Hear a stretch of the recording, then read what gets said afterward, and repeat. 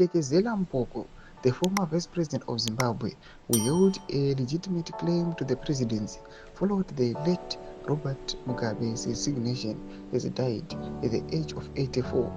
His death was confirmed by presidential spokesperson George Charamba. Sana kuna mashoko atino kuti aiwa vanhu vobuda vachiti aiwa the real aiwa president wenyika yezimbabwe otisiya oshaika anoti wasubscribe like out on the bell icon.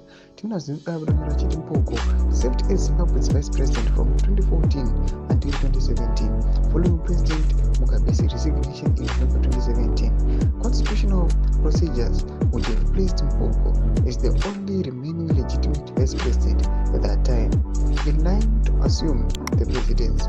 However, these arrangements were never honored. Instead, Emmerson Mnangagwa, an expelled ZANU-PF politician who returned from South Africa, ascended to the presidency, assisted by elements within the Zimbabwean military led by General Constantino Chiwenga. Critics and observers maintain that this sequence of events was in an irregular transition of power, effectively sidelining Mpoko. The military intervention and the subsequent political maneuvers prevented the former vice president from taking over as the head of state, despite what his supporters consider a lawful succession path.